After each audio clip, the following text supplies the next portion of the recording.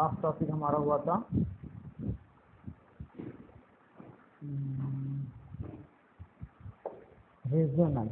Resonance हो गया था, रेजिस्टेंस ओके हो गया था हमारा। उसके बाद में हमने देखे थे रेजिस्टेंस का फॉर्मूला भी देखे थे, ये भी देखे थे, G is equal to electric conductance का भी देखे थे, electric conductance G of the solution equal of the resistance होता करके। अब हमको नया टॉपिक यहाँ से शुरू करना था आज। ये भी देखे थे लास्ट में, रेजिस्टेंस इज डायरेक्टली प्रोपोर्शनल रहता है लेंथ के और इनवर्सली प्रोपोर्शनल होता है क्रॉस सेक्शनल एरिया के। और वहाँ पे जो पी दिया हुआ है वो where P is the proportionality constant रहता जो कहलाता है resistivity of the conductor. Okay, यहाँ तक हो गया था। उसके बाद हमको नया टॉपिक शुरू करना था कंडक्टिविटी। कंडक्टिविटी ये तो थ्योरेटिकल पार्ट है, आप इसको देख लो, अगर कोई प्रॉब्लम रहा तो अपने पास इसकी शॉर्ट नोट्स वगैरह सभी है इसकी, और वो लगे तो मैं आपको सेंड भी कर दूंगा और ऑनलाइन भी सेंड कर दूंगा लगे से आपको उसके से मोबाइल पर, वो भी देख लेना आपने। अगर इसमें कुछ प्रॉब्लम गई तो वो आप उसमें से ही पढ़ सकते हो। तो अभी हमको पढ़ना है कंडक्टिविटी। देखो ये we have seen that the G is equal to 1/r, 1 G is equal to होता है कंडक्टिविटी होता है, sorry G is equal to दिया हुआ है, एक मिनट लास्ट टॉपिक क्या दिया था जी, हाँ electric conductance. Okay, G is equal to electric conductance is equal to 1/r। R बोले तो क्या होता है, देखो यहाँ पे बताया, and R is the directly proportional to the length. जैसे कि आर बोले तो रेजिस्टेंस होता है, जी बोले तो इलेक्ट्रिक कंडक्टेंस होता है, और अभी हमको कंडक्टिविटी मालूम करना है के, तो उसमें एक शॉर्ट में फॉर्मूला दिया, G is equal to 1/r।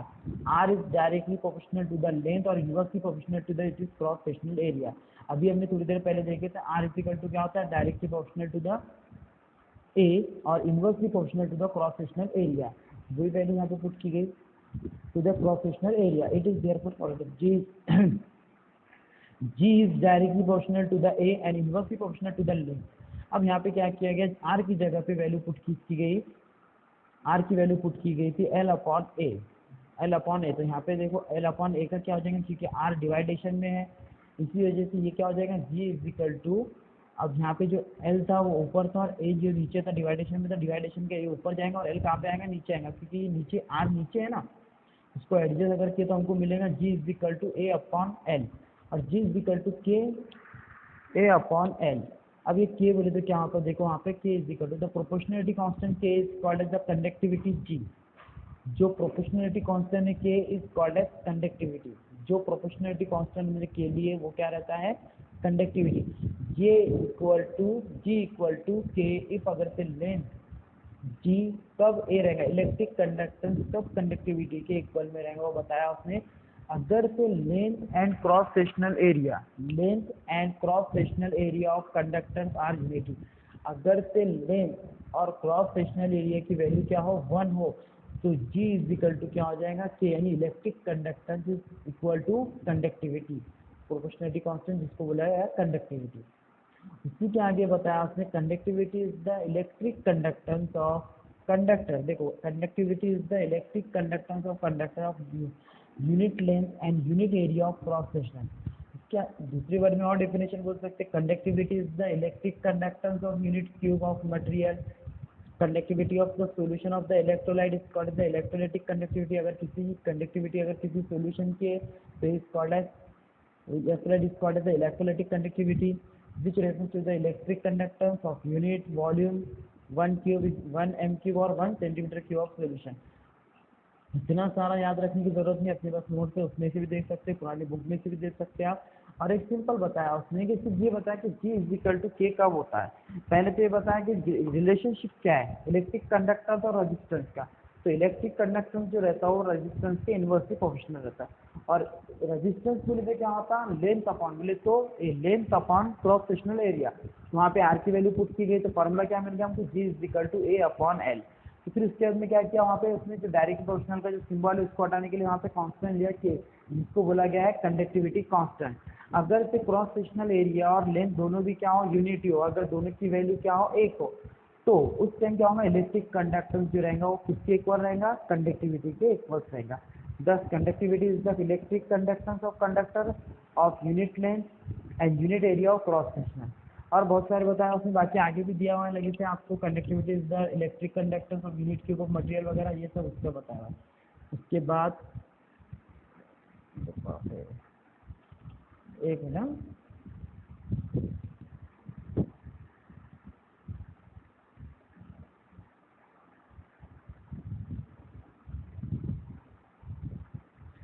इसके आगे का टॉपिक अभी हमको और लेना है लगे से, जो भी है देख लेंगे।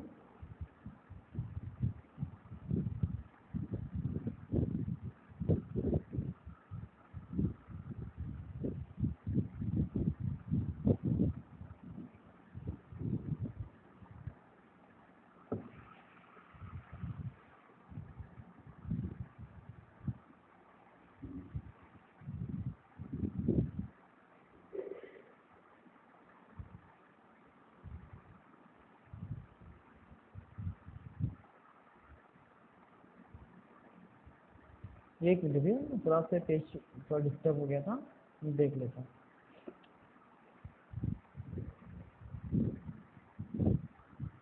अगर इसको आपने सुलो भी अगर धीरे धीरे भी हमारे इसमें पढ़े, जैसा ये हो गया अपनी पुरानी नोट्स है, मैं उसकी भी जेरॉक्स आपको दूंगा, उसमें से भी अगर आपने पढ़े ना तो ये आपका यूनिट इजीली हो जाता, कुछ डिफिकल्ट यूनिट नहीं है, इजी यूनिट है। इलेक्ट्रोकेमिस्ट्री जो बताया इसमें ऑक्सीडेशन रिडक्शन के बारे में ज़्यादा बताया हुआ है। इसके आगे ये तो भी थोड़ा सा इलेक्ट्रिक वगैरह दिया हुआ है, इसके बाद के तो इससे भी टॉपिक है इसमें लगे से, वो इससे भी इजी बताए हुए लगे से, NaCl वगैरह की मॉर्टर NaCl वगैरह, वो आपको इजीली समझ में आ जाएगा। सिर्फ आपको थोड़ा सा बेसिक समझने की ज़रूरत है, इसके लिए आपको नहीं की तरह से ये बुक्स हो गई, मैं नोट दूंगा उसमें से आपको थोड़ा सा कवर करना है। ये आ गया अपना टॉपिक कंडक्टिविटी का, हो गया। यहाँ तक हमने देखे थे। इसके आगे देखो क्या आ गया, ये भी आ गया। उसके आगे बताया हुआ है कि देखो फ्रॉम अगर इक्वेशन निकाला, उसमें दो इक्वेशन दिया, K is equal to G l upon a. यहाँ पे क्या किया गया, देखो जी की जगह पे वैल्यू पुट की गई 1/r, और इनटू में लिखा हुआ एल अपॉन ए, ये वही वैल्यू को उसने पुट किया। बाद में यूनिट ऑफ इलेक्ट्रोलाइटिक कंडक्टर के यूनिट वगैरह निकालने के लिए, जैसा लेंथ का क्या रहता, एरिया का क्या रहता, रेजिस्टेंस का क्या रहता, उसके हिसाब से। उसके बाद में आता मोलर कंडक्टिविटी। मोलर कंडक्टिविटी भी हमारे लिए कुछ नया टॉपिक नहीं है। मोलर कंडक्टिविटी आपको मोलर सॉल्यूशन बनाते आने होना, वो मैंने सिखाया था आपको। तो देखो इलेक्ट्रोलाइटिक कंडक्टिविटी, देखो electrolytic conductivity is the not suitable for comparing the conductivity of different solution. Electrolytic जो कंडक्टिविटी रहती है ना, वो सूटेबल नहीं थी कंपेयर करने के लिए conductivity of different solution. The conductivity of solution depend करती है number of ion present in the unit volume of solution. जितने भी नंबर ऑफ आयन प्रेजेंट रहेंगे सॉल्यूशन के अंदर, वो क्या करेंगे, उसके ऊपर डिपेंड करेंगे। The solution of higher concentration, अगर सॉल्यूशन का कॉन्सेंट्रेशन क्या हो, हायर हो, more ion are exhibited, higher conductivity. इसमें क्या बताया उसने कि मोलर कंडक्टिविटी का मतलब क्या बताया, इसके पहले जो वो तो आपको आगे समझ में नहीं आया हो तो आप बुक में से देखो, पर यहाँ पे ध्यान दो, ये जरा सा इजी टॉपिक पे लगे थे। मोलर कंडक्टिविटी किसको बोला गया, तो इसमें उसका बताने का मतलब है कि पहली बात तो मोलर कंडक्टिविटी का मतलब क्या था, जैसे कि 1 मोल 2 मोल। तो इसके लिए मैंने आपको सिखाया था कि 1 मोल वगैरह बोले तो जितने नंबर ऑफ मोल प्रेजेंट रहेंगे, जैसे जैसे उसका कॉन्सेंट्रेशन इंक्रीज होते जाएगा तो उसके नंबर ऑफ मोल भी क्या होते जाएंगे, सॉल्यूशन में इंक्रीज होते जाएंगे। तो इसका बताने का यही मतलब है कि जो इलेक्ट्रोलाइटिक कंडक्टिविटी है वो सूटेबल नहीं थी कंपेयर करने के लिए डिफरेंट सॉल्यूशन की। द कंडक्टिविटी ऑफ सॉल्यूशन जो डिपेंड करती है number of ion present in the volume of solution, the solution of the higher concentration. अगर सॉल्यूशन अगर हायर कॉन्सेंट्रेशन का, फॉर एग्जांपल अगर हमने बोल दिए कि वो कॉन्सेंट्रेट सॉल्यूशन है, कॉन्सेंट्रेट सॉल्यूशन का मतलब होता है कि वो बहुत ज़्यादा कॉन्सेंट्रेशन रखता है उसके अंदर सॉल्यूट का। और डाइल्यूट सॉल्यूशन की अगर बात करें तो उसमें सॉल्वेंट का कॉन्सेंट्रेशन ज़्यादा रहेगा, सॉल्यूट का कम रहेगा। तो यहाँ पे ये बताया उसने कि अगर the solution is the higher concentration, तो ऑब्वियसली हायर कॉन्सेंट्रेशन का सॉल्यूशन है तो उसके अंदर जो आयंस रहेंगे, नंबर ऑफ आयन भी क्या रहेंगे, बहुत ज़्यादा रहेंगे, मोर नंबर ऑफ आयन। और उसमें क्या होगा, एग्जिबिट द हायर कंडक्टिविटी, और उसकी कंडक्टिविटी भी क्या रहेंगी, ज़्यादा रहेंगी। क्योंकि कंडक्टिविटी जो डिपेंड करती है वो डिपेंड करती है नंबर ऑफ आयन के ऊपर। जितने ज़्यादा उसके आयन फॉर्म होते जाएंगे उसमें क्या होगा, इलेक्ट्रिक करंट उतना ज़्यादा पास होगा। फॉर एग्जांपल वो एक एक जो सेपरेट आयन है वो क्या करेंगे, अपने आयन को, वो आयन क्या करेंगे, एक एक सेपरेट आयन क्या करेंगे, वहाँ से इलेक्ट्रिक करंट को पास करेंगे, जिसकी वजह से क्या होते जाएंगे, उसकी कंडक्टिविटी बढ़ती जाएगी। तो उसने ये बताया higher conductivity then solution of the lower concentration के कंपैरिजन के अंदर, जिसका कॉन्सेंट्रेशन ज़्यादा रहेगा उसकी कंडक्टिविटी भी क्या रहेंगी, ज़्यादा रहेंगी। कंडक्टिविटी का मतलब क्या होता है, एक्चुअल में जो करंट पास हो रहा है, एक्चुअल एट ए टाइम में जो करंट पास होता है इसकी quantity is called as conductivity. तो इससे कंडक्टेंस जो हम मेजर करते, तो उसने यही बताया कि कंडक्टिविटी जो डिपेंड करती है वो डिपेंड करती है आयन के नंबर ऑफ आयन के ऊपर। जैसे जैसे नंबर ऑफ आयन क्या होंगे इंक्रीज होते जाएंगे तो उसकी कंडक्टिविटी भी क्या होती जाएगी, इंक्रीज होती जाएगी। और as compare to lower concentration, जो लोअर कॉन्सेंट्रेशन का सोल्यूशन है उसके कंपेरिजन में हायर कॉन्सेंट्रेशन के सोल्यूशन के अंदर कंडक्टिविटी क्या रहेगी, ज़्यादा रहेगी। To compare the conductivity of different solution they must have the same concentration. अगर एक कॉन्सेंट्रेशन के ऊपर अगर सेम कॉन्सेंट्रेशन के रहे तो उसके लिए क्या हुआ था मालूम है कि साइंटिस्ट का Kohlrausch introduce the term molar conductivity denoted by the lambda. ये कोलेरेश लॉ हमको आगे पढ़ना है। तो कोलेरेश ने क्या किया था, उसको इंट्रोड्यूस किया था वहाँ पे एक टर्म को जिसको बोला गया था मोलर कंडक्टिविटी, जिसको डिनोटेड करते हैं स्मॉल लैम्ब्डा से। देखो कंडक्टिविटी तो हमने देख लिए, बट एक्चुअल में प्रॉब्लम क्या आ रहा है, अगर सॉल्यूशन का कॉन्सेंट्रेशन अगर डिफरेंट है, अलग अलग कॉन्सेंट्रेशन के अगर सॉल्यूशन है, तो वो टाइम पे क्या किया गया था, मोलर कंडक्टिविटी का कंसेप्ट लिया गया था। मोलर कंडक्टिविटी की जो कंसेप्ट है, ये कंसेप्ट को इंट्रोड्यूस किया था कोलेरिश ने, और इसको टर्म्स को इंट्रोड्यूस किया था कोलेरिश ने, और जिसको डिनोटेड किया था लैम्ब्डा से, स्मॉल लैम्ब्डा। ओके, ये दिया हुआ है इसका सिंबल, याद रखना है आपको। और जो कंडक्टिविटी का सिंबल है वो है के, ये भी आपको याद रखना है के और लैम्ब्डा में क्या फर्क है करके। जो के रहता है वो है कंडक्टिविटी का सिंबल, और जो स्मॉल लैम्ब्डा है वो है मोलर कंडक्टिविटी का symbol. The molar conductivity of, देखो यहाँ पे इसकी डेफिनेशन दी हुई है, the molar conductivity of electrolyte solution is the electrolytic conductivity K divided by it is molar concentration. जब उसकी जो मोलर कंडक्टिविटी रहेगी उसको डिवाइड किया जाएगा उसके कॉन्सेंट्रेशन के साथ, तो is called as molar conductivity. या फिर the ratio of conductivity and concentration is called as molar conductivity. एक सिंपल लैंग्वेज में हम बोल सकते the ratio of conductivity and concentration, the ratio of conductivity and concentration is called as molar conductivity. ये आगे वहाँ पे lambda is equal to K upon C. ये जितने भी फॉर्मूले हैं सब आपको राइट डाउन करके नोट डाउन करके बुक में लिख के रखना है। सब फॉर्मूले का हमको काम है, इनके ऊपर से हम प्रॉब्लम भी देखेंगे। जैसे कि देखो एसआई यूनिट में इनके वजह से इसका यूनिट निकाला है, कॉमन यूनिट वो एसआई यूनिट के अंदर जो कंडक्टिविटी है उसका यूनिट है एसएन सेंटीमीटर इनवर्स। कॉन्सेंट्रेशन का यूनिट अगर देखा जाए तो मोल मीटर क्यूब इनवर्स। ऐसा unit of the lambda molar conductivity are siemens metre square, siemens metre square mole inverse होता है। कॉमन यूनिट जो है मोलर कंडक्टिविटी का दिया हुआ है लगे से ohm inverse, centimetre square, mole inverse, ये इसका यूनिट हो गया। उसके बाद में आता है सिग्निफिकेंस ऑफ मोलर कंडक्टिविटी के क्या सिग्निफिकेंस है, पहले आपको समझ में आ गया होगा। मोलर कंडक्टिविटी देखो ज़्यादा दिमाग पे बर्डन देने की ज़रूरत नहीं है आपको, सिंपल लैंग्वेज में आपको याद रखना है कि मोलर कंडक्टिविटी क्या होता है।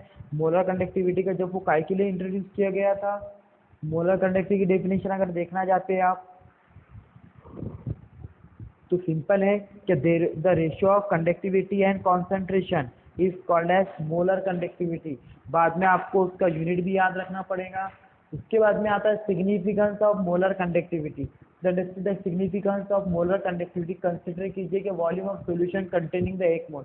ये सिग्निफिकेंस को हमको समझने के लिए क्या किया, उसने कंसिडर किया कि 1 मोल का सॉल्यूशन है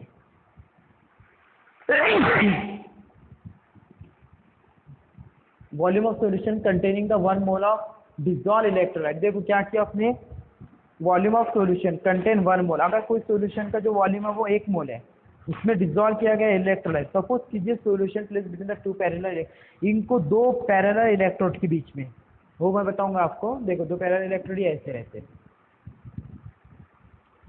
ये डायग्राम पे समझ में आएगा। इसमें भी दिख रहे, हाँ ये दिख रहे, ये 2 इलेक्ट्रोड के बीच में रखा है, ये 2 पैरेलल इलेक्ट्रोड है। ये एक प्लेट है प्लेटिनम प्लेट, और दूसरा जो है एक प्लेटिनम की प्लेट है, बीच में सॉल्यूशन है वो ग्लास रॉड है। तो 2 प्लेट्स या पैरेलल इलेक्ट्रोड के बीच में रखा गया। ओके, तो देखो उसने कंसिडर किया कि वॉल्यूम है 1 मोल ऑफ द, ये बोला उसने वॉल्यूम ऑफ सॉल्यूशन कंटेन करता है 1 मोल है, डिसॉल्व किया गया इलेक्ट्रोलाइट। सपोज कीजिए कि सॉल्यूशन को place between the 2 parallel electrode है, जिनके बीच जो बिटवीन का जो इनके दरमियान में जो फासला है, उनका जो डिस्टेंस है वो है 1 सेंटीमीटर। और लार्ज इलेक्ट्रिक को accumulate, it is the electric conductance exhibited by this solution is molar conductivity. The molar conductivity of electric conductance generated by the all the ion in 1 mole of solution। देखो इसमें से ये बताया उसने कि एक दो पैरेलल प्लेट ली गई, उन दो पैरेलल प्लेट का जो डिस्टेंस है वो 1 सेंटीमीटर है, उसके बीच में सॉल्यूशन रखा हुआ है बीच में हमारा। अब क्या कर रहे हैं हम, उस सॉल्यूशन की मोलर कंडक्टिविटी को मेजर कर रहे हैं। ओके, जो भी जनरेट होगा 1 मोल के लिए होगा। देखो अब उसके आगे बताया उसने, यहाँ पे देखिए कंडक्टिविटी इलेक्ट्रिक कंडक्टेंस की, रिमेंबर हमारे समझने के लिए बताया हुआ है। Conductivity electric conductance due to the all ion 1 centimetre वगैरह। फिर ये देखो हमने आज जो पढ़े पहले वो टॉपिक पे देखते हैं हम। कंडक्टिविटी देखी हमने पहले, तो कंडक्टिविटी का मतलब होता है कंडक्टिविटी जो रहती है डायरेक्टली प्रोपोर्शनल बोले तो ये किसके रहती है मालूम है आपको, equal to the electric conductance के। पहले इलेक्ट्रिक कंडक्टेंस का फार्मूला आपको याद रखना है। इलेक्ट्रिक कंडक्टेंस का फार्मूला है G is equal to L upon R, sorry A upon L.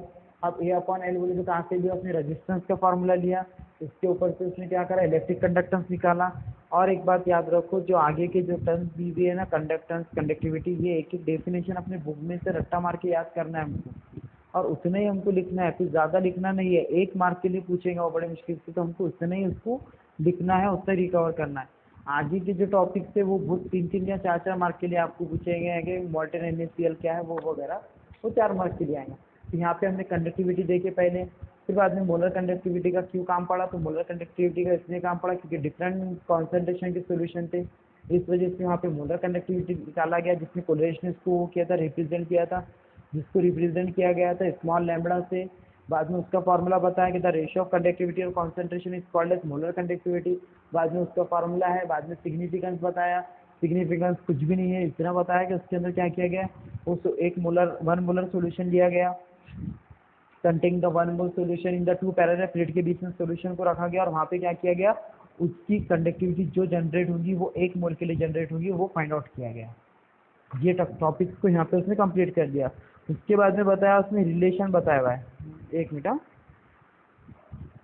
बाद में क्या किया, रिलेशन बिटवीन द के एंड लैम्बडा, बोले तो relation between the conductivity and molar conductivity, दोनों के बीच में रिलेशन बताया हुआ है, कंडक्टिविटी और मोलर कंडक्टिविटी। हमने अभी देखे कि कंडक्टिविटी जो रहता है वो के रहता है, और electric conductance of the 1 centimetre cube of the solution. देखो अगर से वॉल्यूम ऑफ द सॉल्यूशन क्या हो, centimetre contain the 1 mole, dissolve किया जाए electrolyte, dissolve electrolyte is electric conductance is lambda.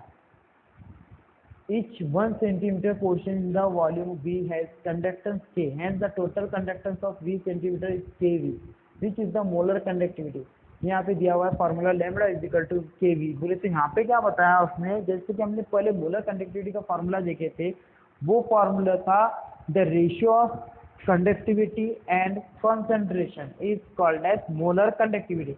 तो यहाँ पे क्या कर दिया उसने, उसका जो कॉन्सेंट्रेशन है, वो कॉन्सेंट्रेशन को उसने कंसिडर किया है कि 1 मोल है, consider each 1 centimetre portion the volume of the B has the conductance के। तो 1 मोल सोल्यूशन है, उसके 1 मोलर सोल्यूशन है, उसका वॉल्यूम कितना है बोला उसने, बी है। तो उसमें से जो कंडक्टेंस फॉर्म होगा, जो कंडक्टेंस जनरेट होगा उसका, वो होगा के।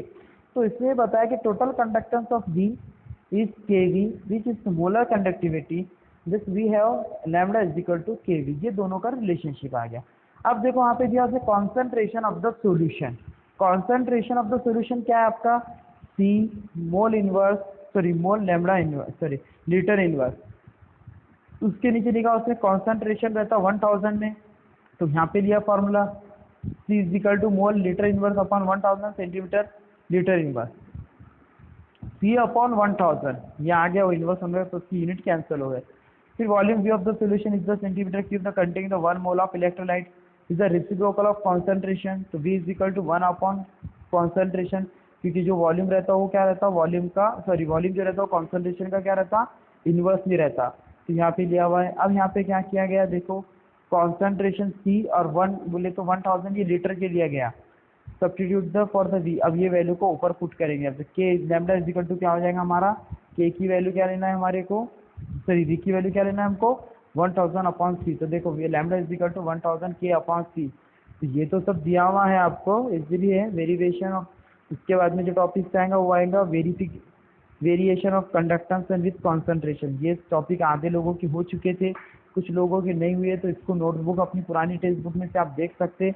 और फिर भी अगर प्रॉब्लम है तो मेरे पास में इसकी नोट्स है, मैं वो आपको दूंगा, आप उसकी जेरॉक्स करना क्लास खुलने होने के बाद, क्लास स्टार्ट होने के बाद में आप उसकी जेरॉक्स करना, फिर आपको वो और इजी समझ में आ जाएगा। उसमें इससे भी इजी दिया हुआ है, और हो सके तो मैंने क्या आपको नेक्स्ट वीक में वो उसकी जेरॉक्स वगैरह फिर से एक्सप्लेन करूँगा।